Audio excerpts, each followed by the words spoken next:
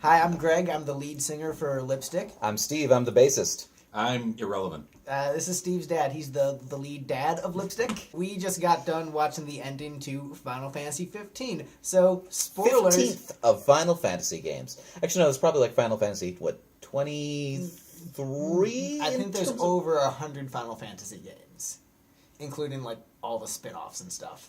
What? Yeah, there's like at least 8 mobile Final Fantasy games. Oh. So I think we should begin with explaining our level of Final Fantasy fandom. I've played most of the numbered entries in the series, played Tactics and a few other spin-offs. I played 6, and I'm going to call it 6 until I got an airship, and then I didn't know what to do anymore, and just stopped playing. I've watched my son-in-law play 1, 2, and 3. I'll edit this. Spoiler alert, Hajime Tabata directed this, and if you notice, like, when he did Crisis Core, everyone died at the end. And when he did Type 0, everyone died at the end. Spoiler alert, everyone dies at the end. What a surprise that the guy who consistently has everyone die at the end has an ending where everyone dies at the end. But what a shocker. But King McKingface, he came back to life again, I think, so that he could kill his son, so that his son could go to the afterlife and kill Steven Tyler with his friends. His girlfriend died killing Steven Tyler, but then they got reunited, I guess. I'm pretty sure that the wedding scene at the end was basically just tacked on because they got to the end and were like, everybody's dead, and they're hanging out in the afterlife and having a good time, except for the girlfriend and Steven Tyler. They're extra dead. And somebody just decided, we need like a happy ending though, so like show them married. What I kind of got from it is that there's, it's meant to have an ambiguous ending, but from what I've heard from spoilers, the main villain, whose name is Arden, I guess is some sort of like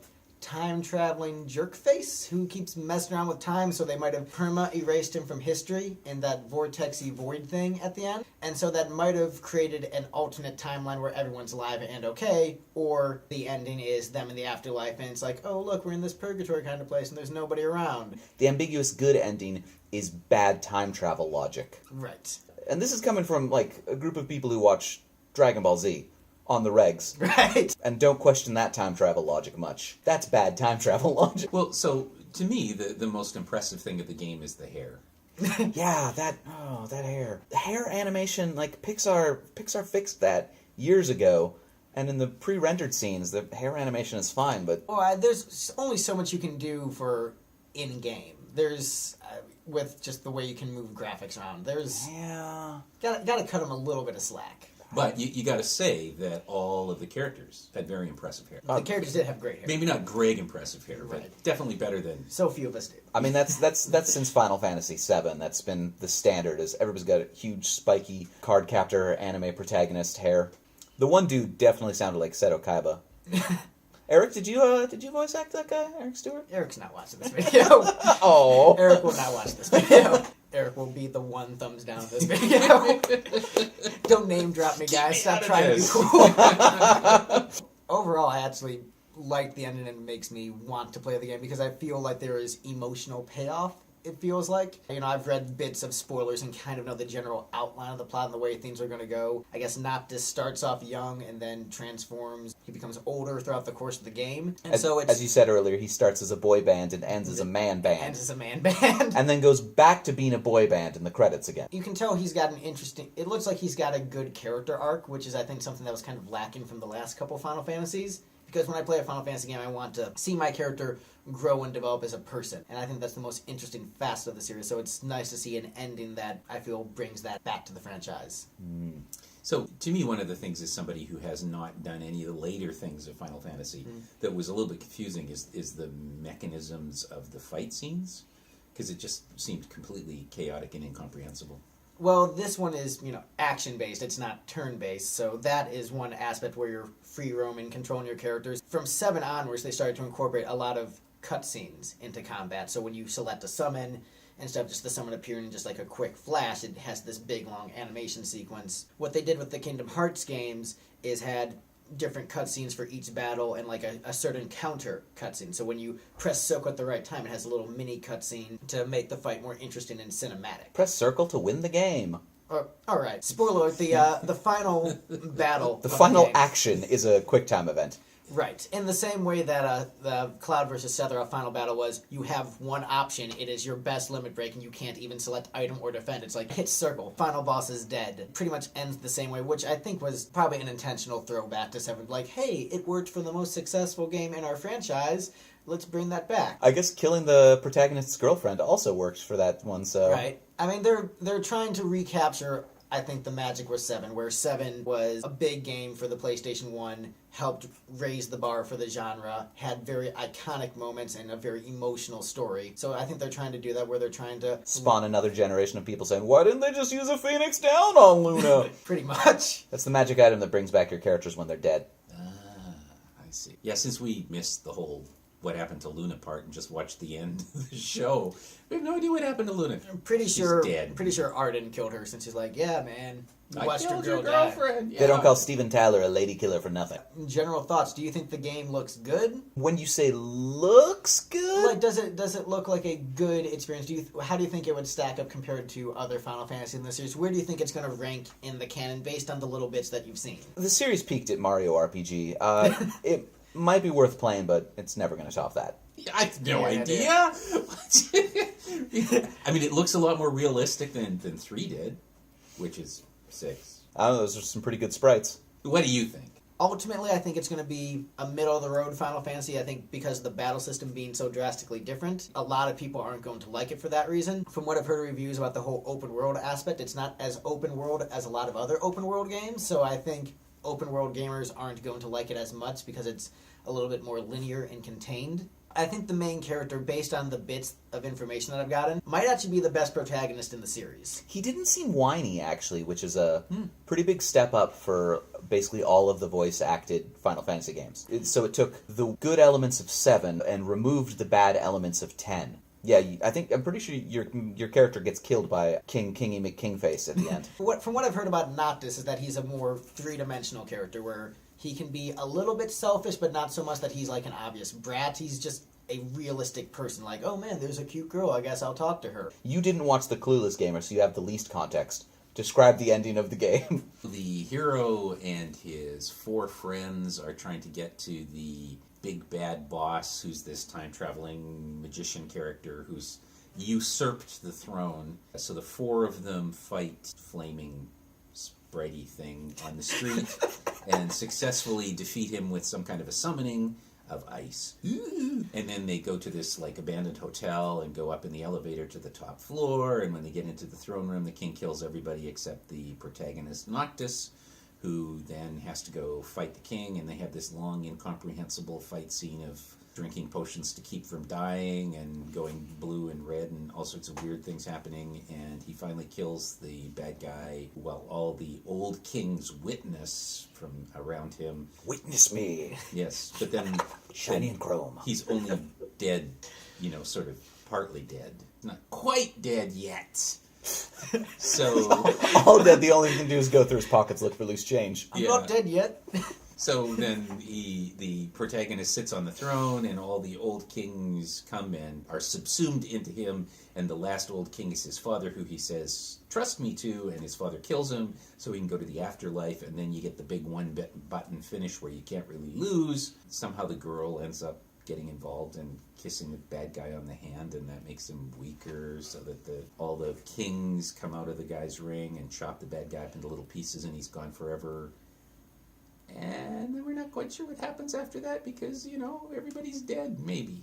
My interpretation of things is, we pick up at the sub-boss fight of Irfit, however you pronounce it. Freet in the street, Irfit in his seat. And they fight him, they go into this building, ride an elevator up. Conveniently, the elevator also only has one button, so they know which floor to go to.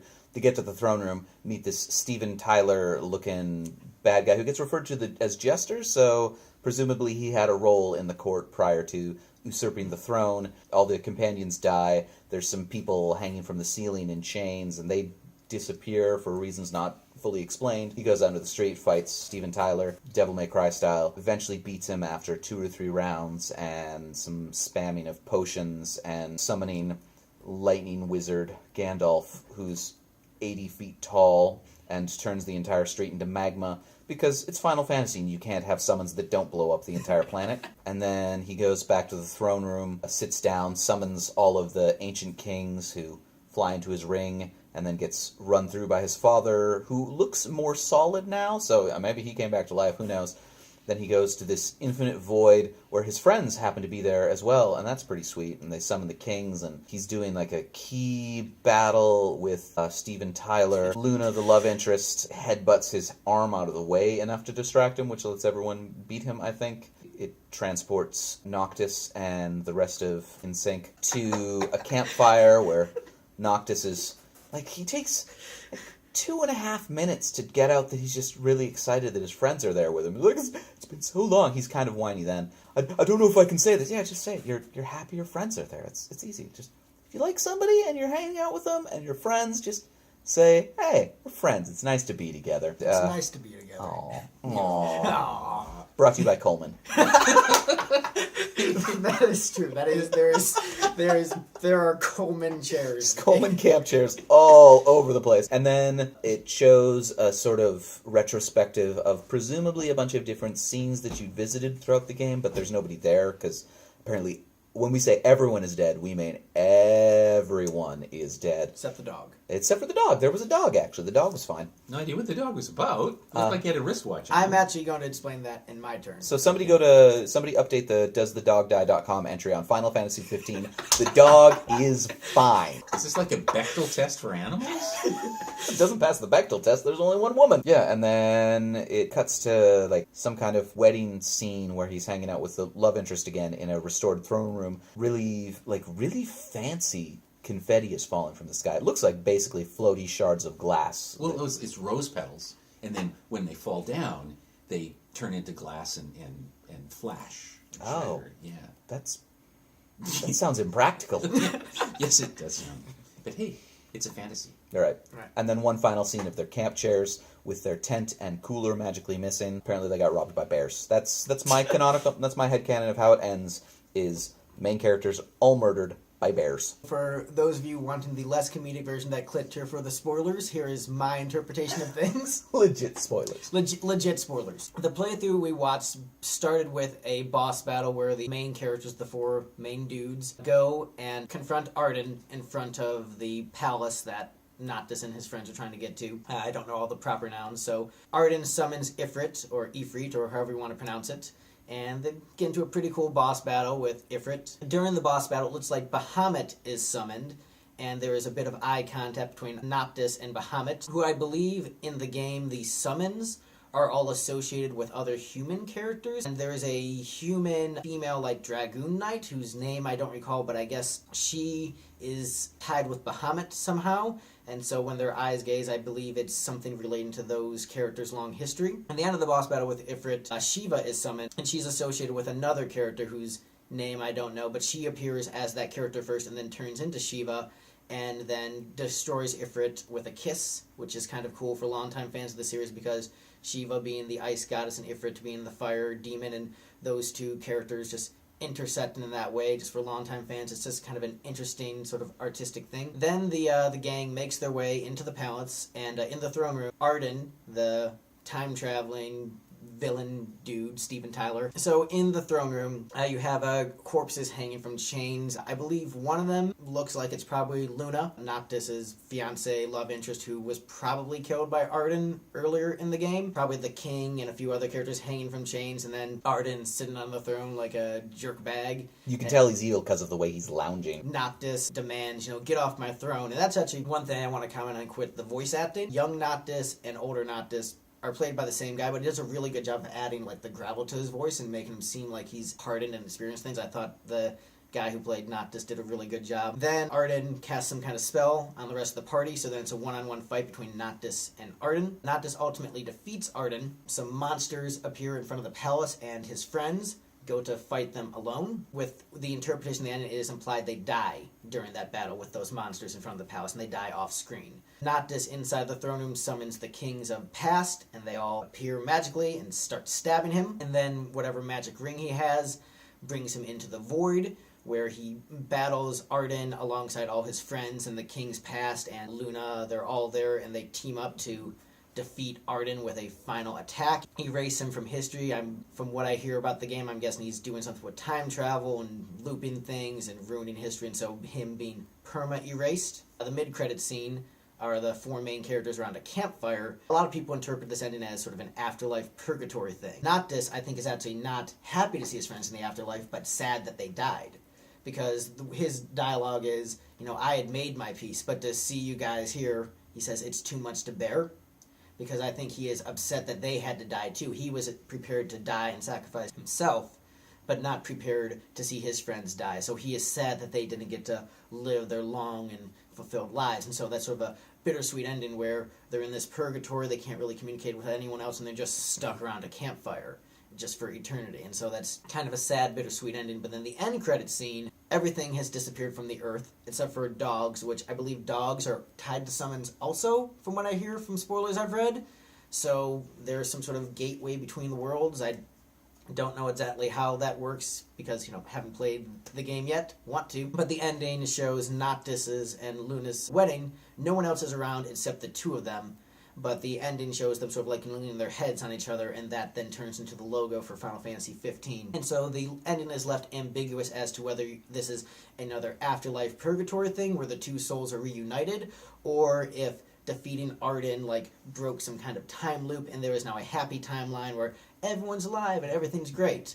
In which case, perhaps the bittersweet ending with everyone there means they aren't dead either. I think it's meant to your interpretation, but Tabata did it, so they're definitely all dead. Yeah, that's the spoilery actually explained in the ending version. So the picture or the vision of the dog, he was lying down in the street with nobody else around. They'd gone through all of these locales, and this is the last locale.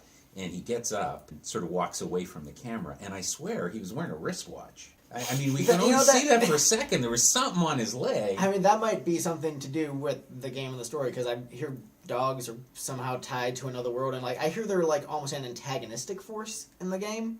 So there's something somehow untied to the antagonist. It was probably just a mistake in filming, kind of like when Charlton Heston was wearing a watch in Ten Commandments. Right. It's just the actor playing the dog forgot to take his watch off, and by the time they got to that stage of editing, they're like, was it Warwick Fido, Davis? Come on! No, it was probably, what's his name? Gollum. Andy Serkis. Yeah, Andy Serkis in a mocap suit. He did the mocap for everyone in this game. Give that man an Emmy. He does films. It'd be an Oscar. Give him an Emmy anyway. Give him every award. He needs a Grammy, too. Tonys. Throw him some Tonys. Some kind of wrap-up. Overall thoughts. Thumbs up, thumbs down. Did it look good? Well, given that not only have I not seen any of the Final Fantasy games, right, making me completely unqualified to answer that question, right, I don't actually play role-playing games or video games at all. So, did it look like anime or manga that I might be interested in watching once? Sure, yeah. Well, the two criteria I tend to judge Final Fantasy games on specifically are the early games I judged based on the criteria of, you only get one video game this weekend, Steve. It has to last all weekend. In which case, it was apparently 60 hours long, bare minimum, so thumbs up for that. The other criteria is Final Fantasy X was awful because it was walk down a hall, watch a cutscene, walk down a hall, watch a cutscene. And I can't really speak to that because I have no idea how much... We basically didn't watch any gameplay. We just watched the cutscenes at the end. But you've seen, the Clueless gamer, you've seen the open world gameplay stuff. Oh, that's true. So, for reasons that Conan O'Brien didn't understand it, I guess looks better than 10. So, 2 thumbs up then. 2 thumbs up. I think it's a good direction for the series. I know a lot of people didn't like the linearity of 13. I was fine with it. I didn't like 12 at all. I thought it had such an open world, but the characters and story were so bland where I didn't care how open the world was. This is boring. Don't want to walk around this boring desert. Very Star Wars. You're just let's walk around the desert all day. Sand. It's coarse and gritty and gets in everything. I hate fantasy. It's coarse and gritty and gets in everything. I actually didn't think 10 was as linear. I thought the towns had decent exploration and stuff you could do in, but I do understand the lack of a world map and airship was off-putting. But I think 15's a good direction for the series because it's bringing emotion and heart back into the series, and that was always the best part, was the stories and the characters and feeling something where you look back on it and reflect on it and it touches your soul in some way. And 12 was just it was bland and didn't have any of that. 13, I think, had a decent story, but the gameplay, I think, turned off a lot of people. I think this is a better balance in the right direction. I think the characters in 13, from what I've played of 13 and what I've seen of the characters in this, I think the characters in 13 are stronger, but I think Noctis as a main character and the overall plot is stronger in 15. So I think 13 has a better overall cast, like a cast of like 7 or 8 characters that are better, versus Noctis and his friends. His friends aren't as strong of characters, but Noctis himself, I think, is better than the cast of 13. And I think he probably has a pretty good arc, and I'm looking forward to checking it out. See, the problem that I see with that is that the original Final Fantasy 1, for example, was a little, sprite, go rescue the princess! Right. I will go rescue the princess. And you did that... Fight the bad guy! Fight the bad guy. But you did that immediately. As soon as you rescued the princess, like, okay, now the game starts. That was like the opening, hour of the game. Oh, yeah, but I mean, the basic concept of, do this, okay, I'll do this, I'll do this. And now we're doing, cinematic fights with stuff flying out of the atmosphere to the, right. Impaling people. But as far back as 2 is when they brought in, characters with names and characters getting killed off throughout the story and different emotional interactions between the characters and betrayals. Like, that was 2, on the Nintendo, the one that didn't get ported here. That one had story. Final Fantasy 2 that came to America, aka 4, opens with the main character question the morality of his military as he goes and commits genocide and atrocities. Yeah, I think you're freighting it with a level of severity that is somewhat different than something like this, right. which is obviously much more cinematic right. and dramatic. So that's always been Square's thing, though. Is they've always tried to and they've tried to up the bar. Step it up in every game. Like I remember, Final Fantasy VIII, there was much hullabaloo about look at these beautiful cutscenes and this epic love story and how it integrates into gameplay seamlessly. Seamlessly. I mean, there were warts. People are going to look back a long time ago. Right. People are going to look back on this one in 5 or 10 years and be like, "Man, there were some warts on Final Fantasy 15." Oh, yeah. I think specifically the hair. I think the open world is not going to hold up as well. I think it's going to be considered a step forward, but I don't think it's going to hold up as well. That's sort of just my guess from things. All right, well, I think that's about it. Thank you guys so much for watching this video. If you want to check out other videos from us, we happen to be in a band. And if you grew up in the 90s, you probably played Final Fantasy, and you probably also watched Dragon Ball Z. So you should check us... We'll probably put a link right about there. Yeah, you should check out us doing live-action Dragon Ball Z in that video link, that box right there. Go watch it. It's pretty cool. Or you could go to Dr. Bob's office and watch gear demos. Yeah! All right. You can edit out all that stuff about Final Fantasy 1.